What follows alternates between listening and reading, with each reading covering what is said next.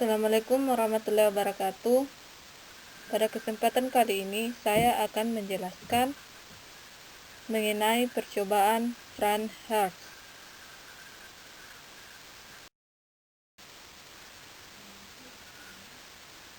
James Franz dan Gustav Hertz melakukan percobaan pada tahun 1914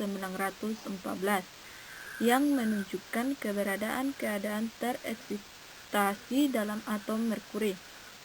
Ini menegaskan prediksi teori kuantum bahwa elektron hanya menempati status energi terkuantisasi diskrit. Eksperimen ini kemudian menjadi bukti dari teori model atom Bohr yang menerangkan bahwa elektron harus memiliki energi minimum tertentu untuk dapat melakukan tumbukan inelastis dengan atom, dan energi minimum tersebut dapat diartikan sebagai energi dari sebuah keadaan eksitasi pada atom.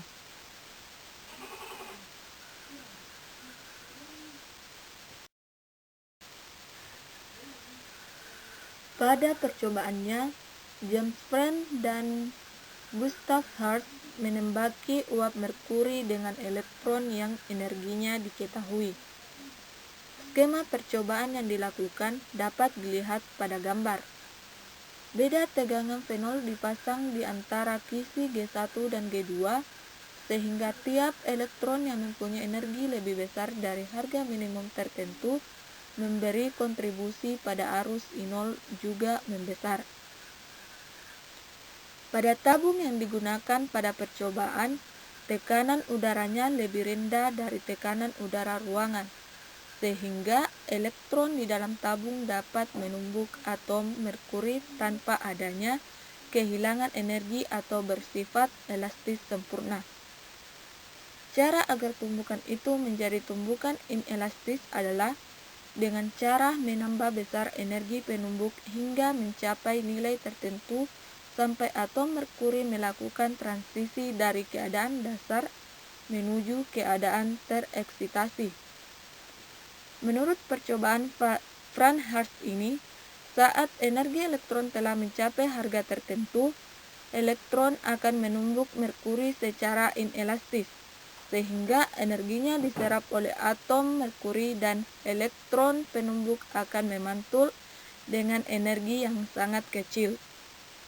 Karena kejadian tersebut, arus pada keping akan menurun.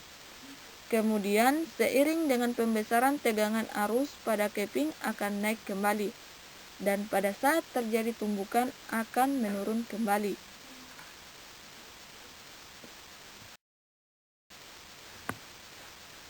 Hasil energi eksitasi juga mengemisikan atom sehingga terbentuk spektrum atau foton dengan panjang gelombang tertentu yang muncul pada saat eksitasi.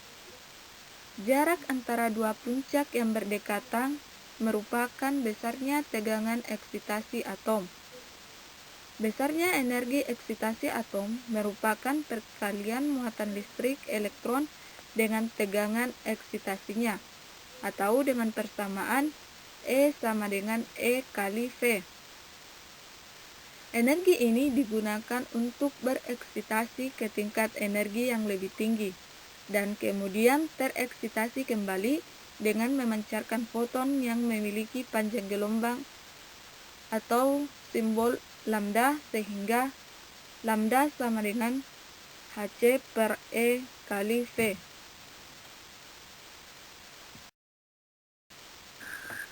Gambar ini merupakan grafik hasil eksitasi atom berdasarkan percobaan Franz Hertz. Ketika tegangan percepatan meningkat melebihi 1,5 volt, maka ada nilai arus yang teramati.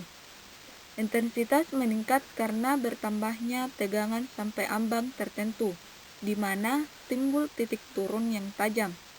Hal ini terjadi karena energi kinetik dari atom merkuri diakuisisi oleh elektron berdasarkan perbedaan energi antara keadaan dasar dari keadaan tereksitasi.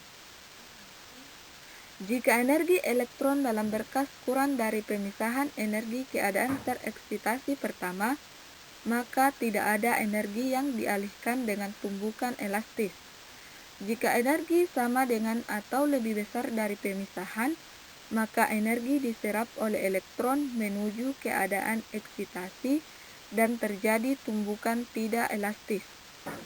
Jika potensial ditingkatkan lagi dari drop pertama, arus akan mulai naik lagi hingga mencapai nilai ketika turun tajam.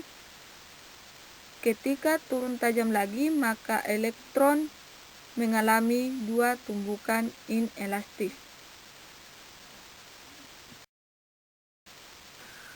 Itulah tadi penjelasan yang dapat saya sampaikan mengenai percobaan Fernhardt. Lebih dan kurangnya mohon dimaafkan. Wassalamualaikum warahmatullahi wabarakatuh.